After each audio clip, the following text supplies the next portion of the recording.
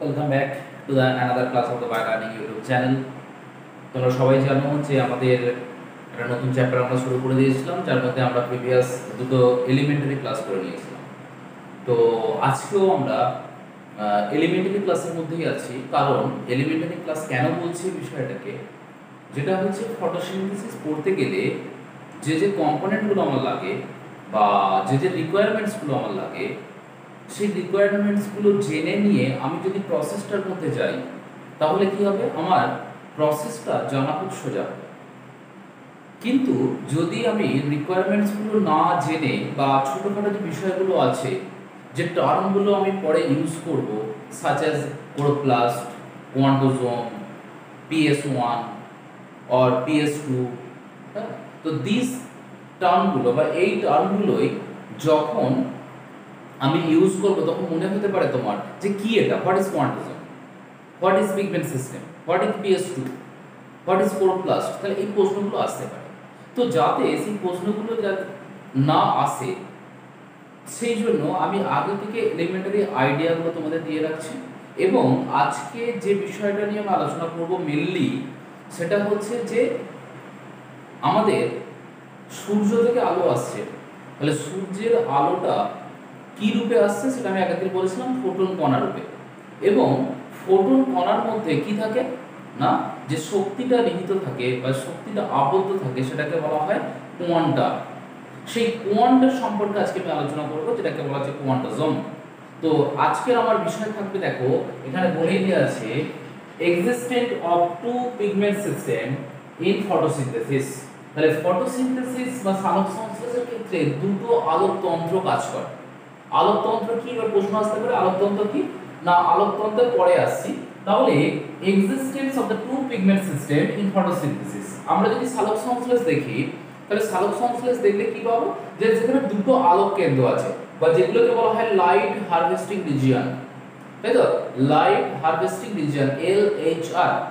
এই light harvesting region দুটো আছে, একটা হচ্ছে PS1, একটা PS2।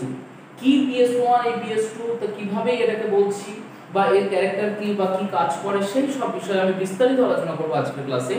তো এই পিগমেন্ট সিস্টেম অফ ফটোসিনথেসিসের মধ্যে কয়েকটা টপিক আছে, সাব টপিক। এটা যদি মেইন টপিক আমি বলি, তাহলে এর আন্ডারে কতগুলো সাব টপিক আছে। তো সেই সাব টপিকগুলো নিয়ে আমি আজকে মেনলি আলোচনা করব। আজকের টোটাল ক্লাসটা জুড়ে বা আজকের সমগ্র ক্লাসটা জুড়ে এই বিষয়টা নিয়ে আলোচনা করা হবে। তো চলো আর বেশি সময় নষ্ট না করে আমরা একদম ক্লাসে চলে যাই। Let's go. দেখো, প্রথমত আমাদের যে আজকের ক্লাসটা হচ্ছে, আমাদের আজকের ক্লাসের ফার্স্ট যেটা বলেছি যে existence of the two pigment system in photosynthesis. তাহলে এই জায়গাটায় যদি আসি, এই জায়গাটায় আমাদের মেনলি প্রথম যেটা আছে সেটা আমাদের করতে হবে কোয়ান্টোজোম। প্রথম যেটা আছে সেটা আমাদের করতে হবে, কি বললাম, কোয়ান্টোজোম বা কোয়ান্টাজোম। এক, কোয়ান্টা, QUANTA, কোয়ান্টাজোম। ওকে, বাংলায় লেখা হয় কোয়ান্টা।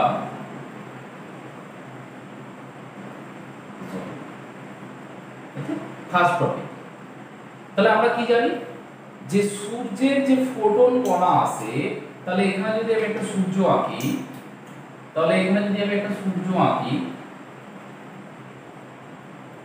এর মধ্যে দিয়ে আলোক রশ্মি বিকিরিত হচ্ছে।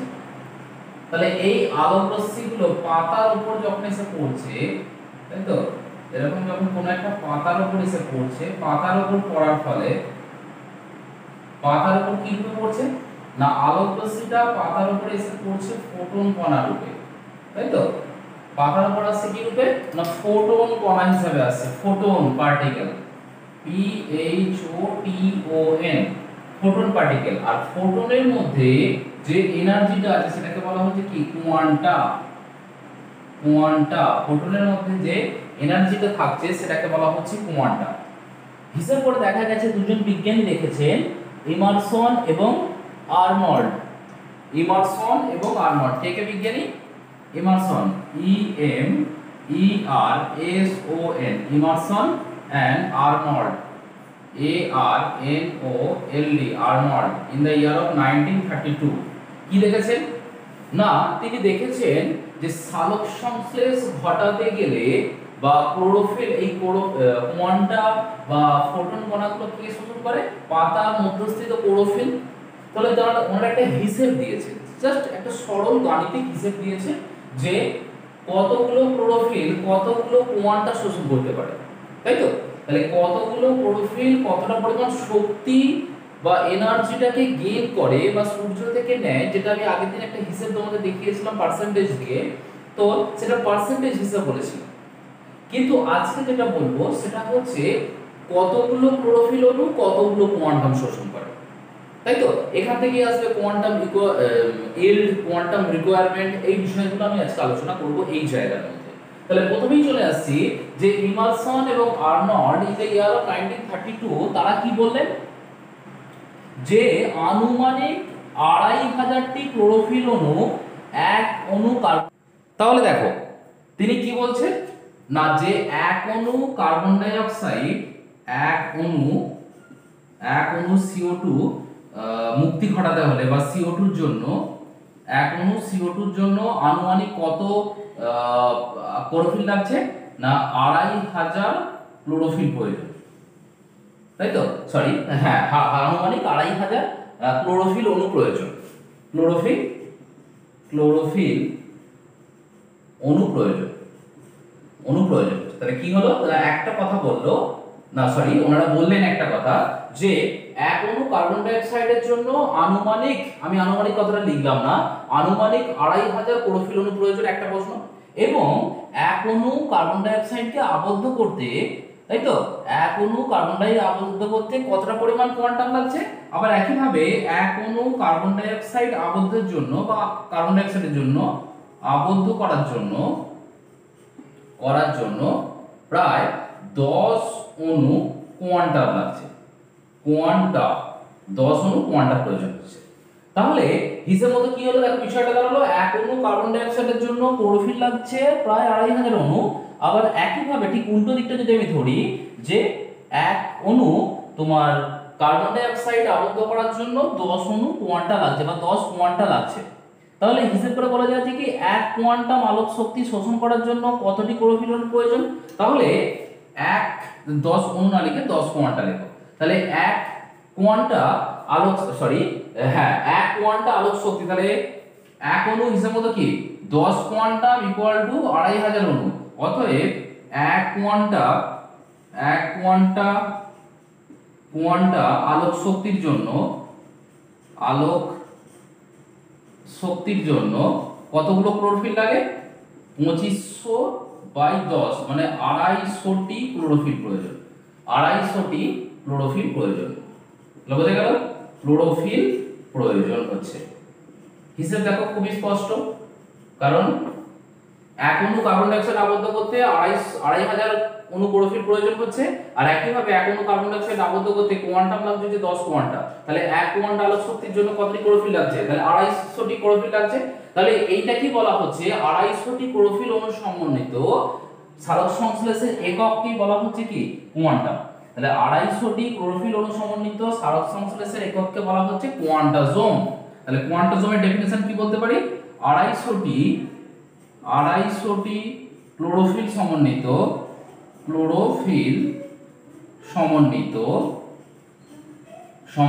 সালোক সংশ্লেষের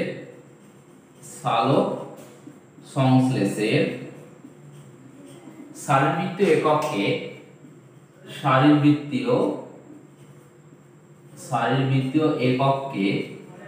একককে কোয়ান্টাজম বলে।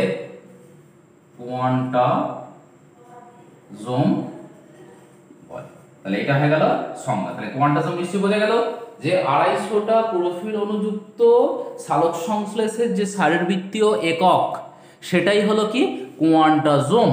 তাহলে প্রথম কোয়ান্টাজম আমাদের বোঝা গেল। এবার আমরা এখান থেকে আরেকটা জিনিস দেখে নেব যে এই কোয়ান্টাজম যে আছে, এই কোয়ান্টাজমের আয়তনটা কত। তাহলে আয়তনটা আমরা যদি দেখি, দৈর্ঘ্য, প্রস্থ এবং উচ্চতা টোটাল যদি দেখে নিই, সেটা হচ্ছে দেখো কোয়ান্টাজমের আয়তন, ইলেকট্রন মাইক্রোস্কোপে আমরা যদি আয়তন দেখি, তাহলে আয়তনটা আমরা পাবো মোটামুটি 180 অ্যাংস্ট্রম, 160 এবং 100। তাহলে কি হচ্ছে না 180 angstrom into 160 angstrom into 100 angstrom. তাহলে দৈর্ঘ্য, প্রস্থ এবং উচ্চতা সেটা বলে দেওয়া হলো কত 180 অ্যাংস্ট্রম, 160 অ্যাংস্ট্রম ইন্টু 100 অ্যাংস্ট্রম। তাহলে এটা হচ্ছে টোটাল তার ভলিউম। যদিও এটা লাগে না, দরকার নেই, তবুও ইনফরমেশন দিয়ে রাখলাম। তাহলে এই হচ্ছে তোমার দেখো কোয়ান্টাজম। কোয়ান্টাজম আমার হয়ে গেল।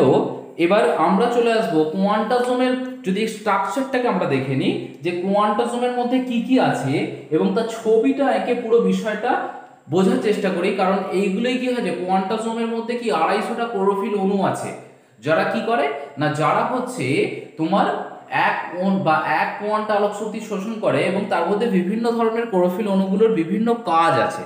তাহলে কে কি কাজ করে বা তাদের স্পেসিফিক কাজগুলো কি বা স্ট্রাকচারটাই বা কিরকম সেটা আমরা দেখে নেব।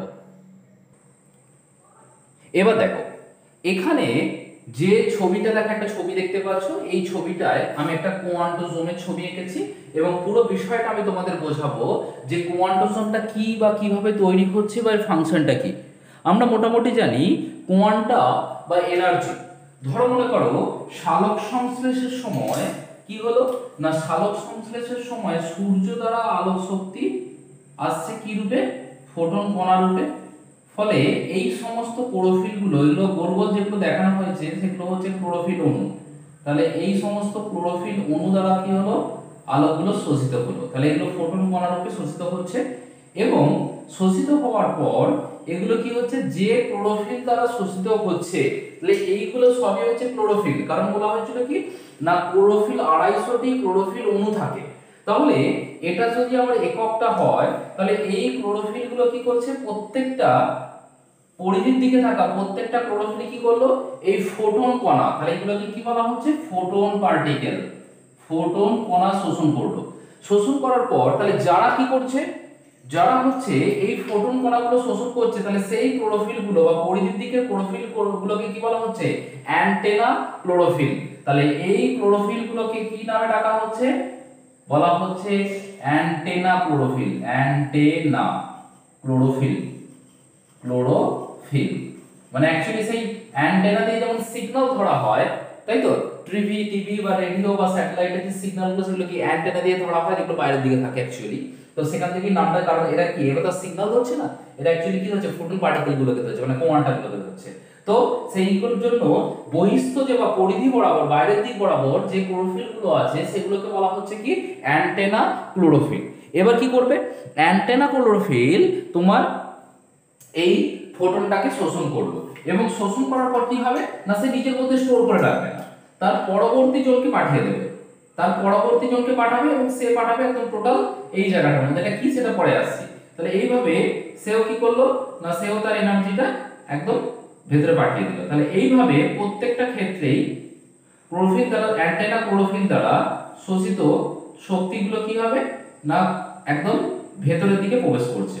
তাহলে দেখো প্রত্যেকটা আমি দেখাচ্ছি ভেতরের দিকে প্রবেশ করছে এবং শুধু তাই নয়, শুধু তাই নয়, এখান থেকে যে ক্লোরোফিল গুলো একদম এর কাছাকাছি, মানে যে গোল করে P700 লিখেছি এর কাছাকাছি বা একদম পাশে যে ক্লোরোফিল গুলো আছে সেগুলো কি হচ্ছে, তাহলে ধরো মনে করো আমি যদি ক্লোরোফিল একটা চেন দিয়ে দেখাই, তাহলে এটা 1 নম্বর ক্লোরোফিল, এটা 2 নম্বর ক্লোরোফিল, এটা 3 নম্বর ক্লোরোফিল, আর এটা হচ্ছে তোমার P60 বা রিঅ্যাকশন সেন্টার। তাহলে 1 নম্বর ক্লোরোফিলটাকে বলা হচ্ছে কি অ্যান্টেনা ক্লোরোফিল।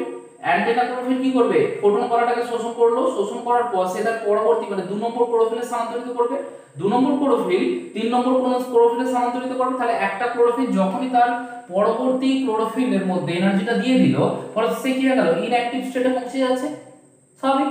কারণ সে যখন এনার্জি ছিল তখন কি এক্সাইটেড স্টেটে ছিল, এক্সাইটেড স্টেট থেকে যখন উত্তেজিত অবস্থা কাটিয়ে যখন সে কি করলো তার এনার্জিটা পুরোটাই তার পরবর্তী ক্লোরোফিলে ট্রান্সফার করে দিল, তখন সে কি হয়ে গেল সেই ক্লোরোফিলটা তোমার ইনঅ্যাক্টিভ হয়ে গেল বা নিষ্ক্রিয় ক্লোরোফিলে ট্রান্সফার হলো। আবার একইভাবে 2 নম্বরটা তখন কি উত্তেজিত, 3 নম্বরটা হয়ে যাবে, 3 নম্বরটা তখন কি ইনঅ্যাক্টিভ, কিন্তু 2 নম্বর যখন 3 নম্বর এনার্জি দিয়ে দেবে তাহলে কি হবে তখন 3 নম্বরটা অ্যাক্টিভ আর 2 নম্বরটা ইনঅ্যাক্টিভ। তাহলে এইভাবে একজন প্রথমে অ্যাক্টিভ হবে এনার্জি নিয়ে, তারপর সেই এনার্জিটা ছেড়ে দিয়ে কি হয়ে যাবে আগেরটা ইনঅ্যাক্টিভ পরেরটা অ্যাক্টিভ, তাই তাই তো? তাহলে এইভাবে অ্যাক্টিভ থেকে ইনঅ্যাক্টিভ হতে হতে হতে হতে একদম রিঅ্যাকশন সেন্টার যেটা P700 সেখানে এনার্জিতে পৌঁছাবে। কিন্তু রিঅ্যাকশন সেন্টারের আশেপাশে যে ক্লোরোফিল গুলো রয়েছে, তাহলে এই শ্রেণীর যে ক্লোরোফিল গুলো এগুলোকে বলা হচ্ছে কি কোর ক্লোরোফিল। এগুলোকে বলা হচ্ছে কি core chlorophyll. Core CORE core chlorophyll CHLOROPHYLL core chlorophyll বা কেন্দ্রীয় ক্লোরোফিল। তাহলে যেগুলো যে সমস্ত ক্লোরোফিল অণুগুলো সরাসরি কি করে না সরাসরি ফোটন কণা শোষণ করে তাদের বলা হচ্ছে তোমার কি অ্যান্টেনা ক্লোরোফিল।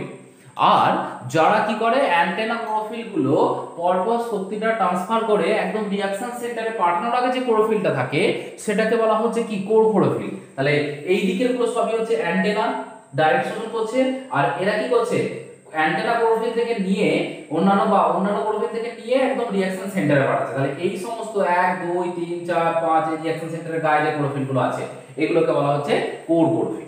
এবার দেখো কোর ক্লোরোফিল কি করবে, কোর ক্লোরোফিল এনার্জিটা নেওয়ার পর সেটা পাঠিয়ে দেবে কোথায় না রিঅ্যাকশন সেন্টারে। দেখো কোথায় পাঠিয়েছে P700 বলে একটা ফটো সিস্টেম আছে যেখানে মেইনলি রিঅ্যাকশনটা হচ্ছে, যেটাকে বলা হচ্ছে রিঅ্যাকশন সেন্টার বা ট্র্যাপিং সেন্টার বা ফটো সেন্টার বলা হচ্ছে, তাই তো? তাহলে এই জায়গাটা যেটা এখানটা দেখানো হয়েছে এইখানটাকে বলা হচ্ছে কি P700, এটাকে বলা হচ্ছে কি অনেকগুলো নামে ডাকা হচ্ছে কারণ এখানে মেন রিঅ্যাকশনটা হচ্ছে, তাই এটাকে বলা হচ্ছে রিঅ্যাকশন সেন্টার, রিঅ্যাকশন সেন্টার বা বিক্রিয়া কেন্দ্র।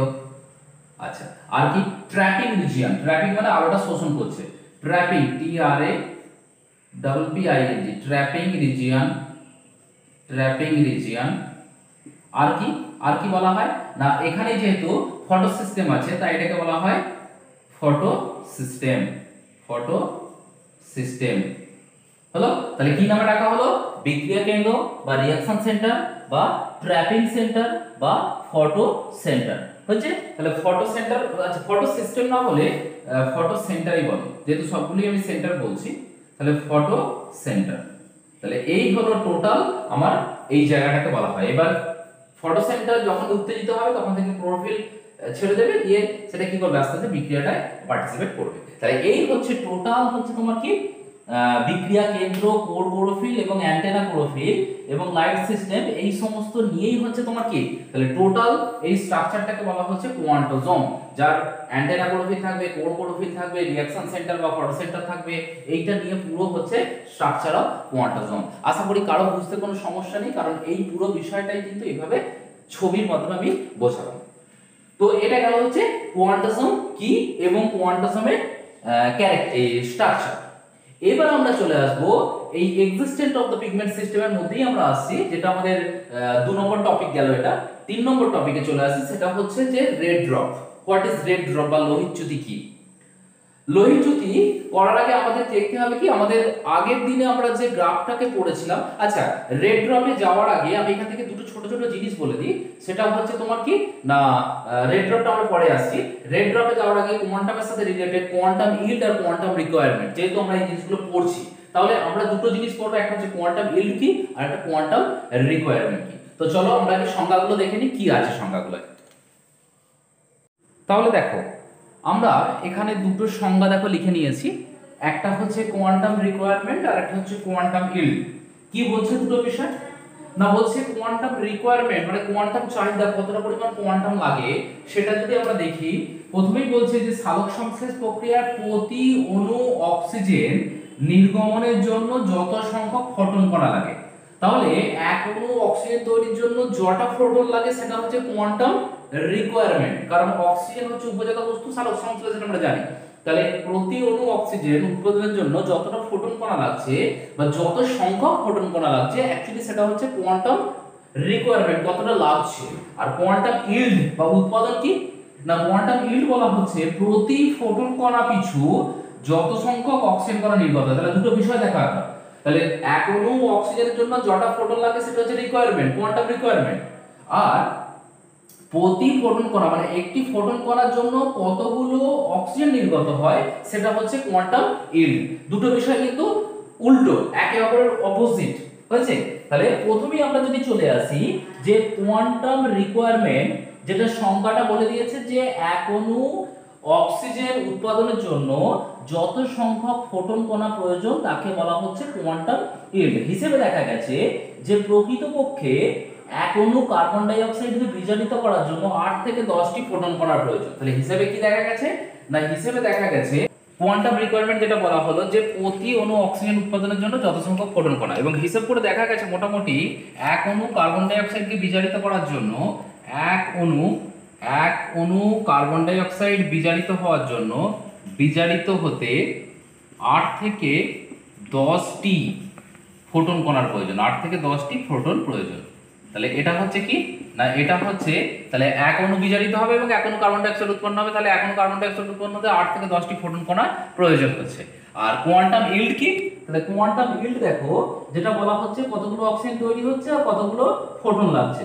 তাহলে কতগুলো অক্সিজেন তৈরি হয় না, সর্বদা তোমার ভগ্নাংশে প্রকাশ করা হয়, মানে এক অণু বা এক অণু ফোটন করা বা একটি ফোটন করার জন্য কটা লাগে, 8 থেকে 10টি। তাহলে আমরা যদি হিসাব করি তাহলে 1 by quantum yield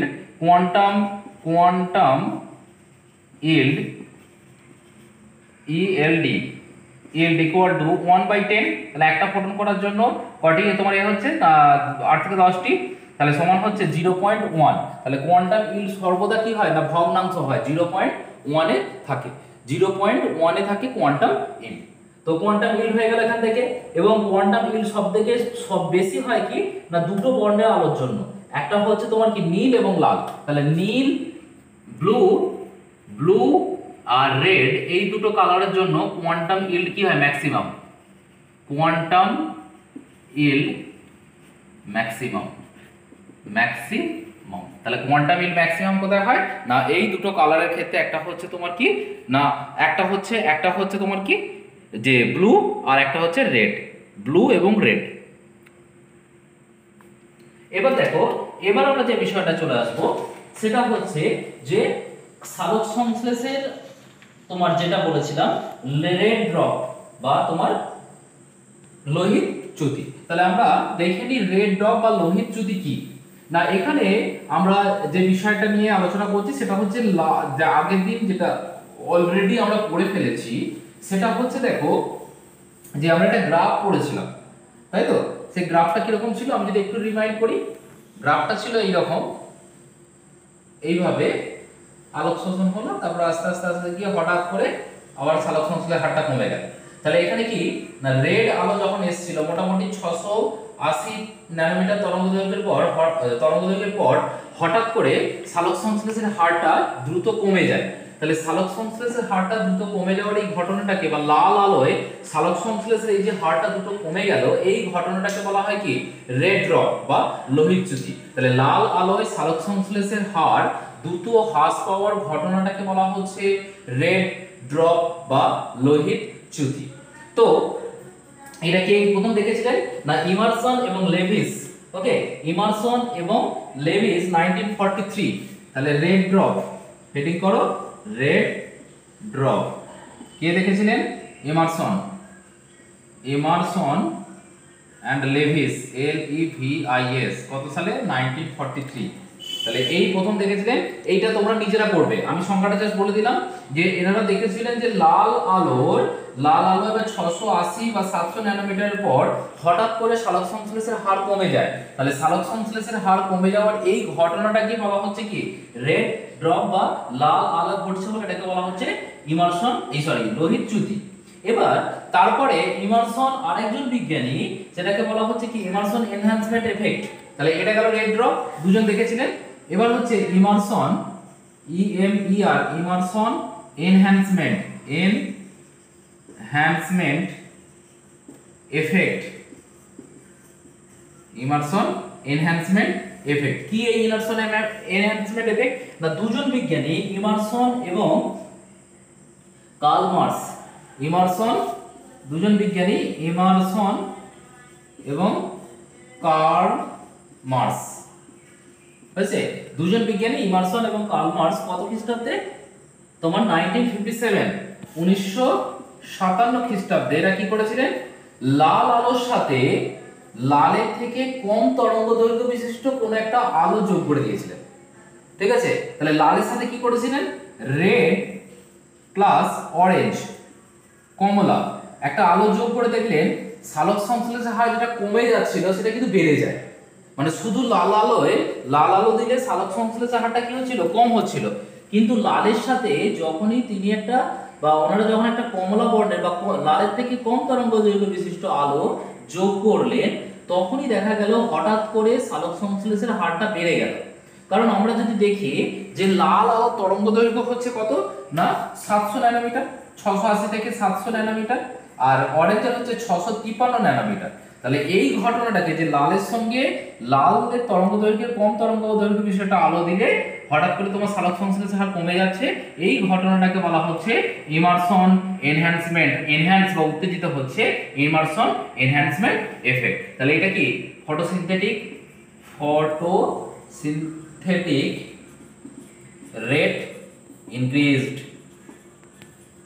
photosynthetic rate বেড়ে যাচ্ছে, এই ঘটনাটাকে বলা হলো ইমারশন এনহ্যান্সমেন্ট এফেক্ট।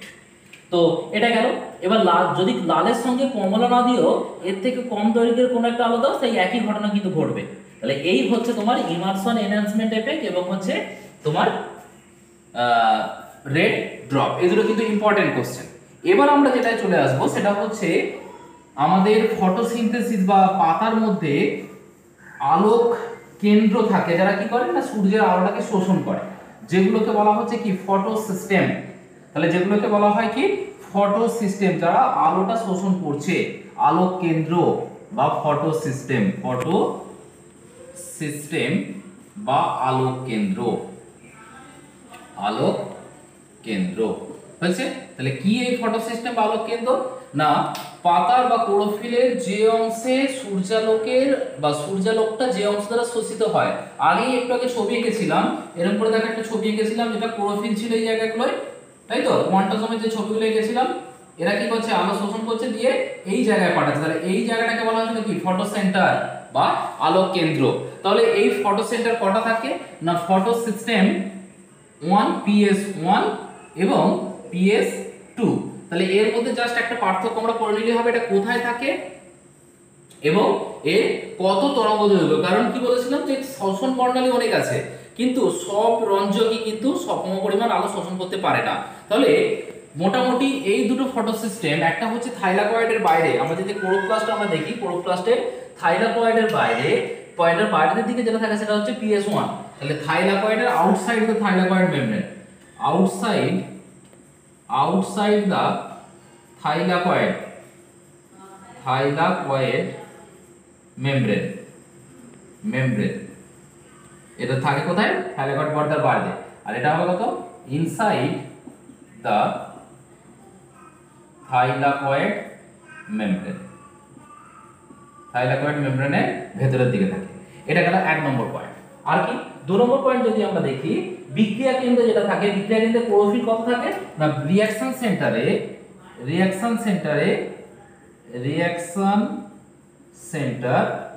এর যে হবে তাহলে সেখানে ক্লোরোফিল কে থাকে, ক্লোরোফিল P700 মানে 700 ন্যানোমিটার তরঙ্গদৈর্ঘ্যের আলো কি করতে পারে অ্যাবজর্ব করতে পারে। তাহলে PS2 কত পারে 700 ন্যানোমিটার তরঙ্গদৈর্ঘ্যের আলো শোষণ করতে পারে। এর বিক্রিয়া কেন্দ্রে কে থাকে না এর রিঅ্যাকশন সেন্টারে থাকবে হচ্ছে তোমার কত P680। তাহলে এর 680 ন্যানোমিটার তরঙ্গদৈর্ঘ্যের আলো শোষণ করতে পারছে। তাহলে যে ক্লোরোফিল বা যার রিঅ্যাকশন সেন্টারে P680 ক্লোরোফিল থাকে বা 680 ন্যানোমিটার দৈর্ঘ্যের তরঙ্গদৈর্ঘ্যের আলো শোষণ করতে পারে তাদের ক্ষেত্রে এটা হচ্ছে কি PS2 এবং PS2 আর 700 ন্যানোমিটার তরঙ্গদৈর্ঘ্যের আলো শোষণ করলে সেটা হচ্ছে PS1। এবার PS1 কোথায় থাকে ব্যাকটেরিয়া এবং উন্নত উদ্ভিদ উভয় ক্ষেত্রেই দেখতে পাওয়া যায়। তাহলে এটা কোথায় পাবে তুমি না এটা PS1 ব্যাকটেরিয়ার ক্ষেত্রেও পাবে আবার কি হায়ার প্ল্যান্টসের ক্ষেত্রেও পাবে, হায়ার প্ল্যান্ট দুটোর ক্ষেত্রেই পাবে, কিন্তু PS2 টা অনলি হায়ার প্ল্যান্টসের ক্ষেত্রে থাকে, হায়ার প্ল্যান্টসের ক্ষেত্রে তুমি এটাকে পাচ্ছ, আর কোথাও পাওয়া যায় না। এবার কি সালোক সংশ্লেষে যখন আমরা তোমার এ দেখবো ফটোফসফোরাইলেশন দেখবো। ফটোফসফোরাইলেশনের ক্ষেত্রে তোমার এই দুটোর ভূমিকাই কিন্তু থাকবে এবং কে কতটা ক্লোরোফিল শোষণ করতে পারে বা কার প্রধান মঞ্জক কোনটা, এর হচ্ছে ক্লোরোফিল এ, এর হচ্ছে ক্লোরোফিল বি। তাহলে পিএস1 এর যদি দেখি, পিএস1 এর প্রধান মঞ্জক কে, ক্লোরোফিল এ, আর পিএস2 এর প্রধান মঞ্জক কে, ক্লোরোফিল বি। এই হচ্ছে দেখো মোটামুটি একটা comparative account between PS one photosystem 1 বা আলোককেন্দ্র 1 এবং পিএস2 বা আলোককেন্দ্র 2। তাহলে এই ছিল মোটামুটি existence of pigment system. Existence of pigment সিস্টেমের আমরা কোয়ান্টাম আলোচনা করেছি, কোয়ান্টামের স্ট্রাকচার আলোচনা করেছি, কোয়ান্টাম ইল্ড, কোয়ান্টাম রিকোয়ারমেন্ট, এবং তার সঙ্গে আমরা আলোচনা করেছি কি red drop, immersion enhancement effect, যেগুলো তোমরা সংজ্ঞা আমি লিখে দিবি, তোমরা এগুলো নিজেরা সংজ্ঞা লিখবে, বইয়ে পেয়ে যাবে এগুলো। আর কি পেলাম সেটা হচ্ছে ফটো সিস্টেম। এর পরের দিনের ক্লাসে আমরা যে বিষয়টা নিয়ে আলোচনা করব সেটা হচ্ছে সালোক সংশ্লেষে কি কি উপাদান লাগে এবং ভূমিকাগুলো কি কি সেগুলো আমরা আলোচনা করব।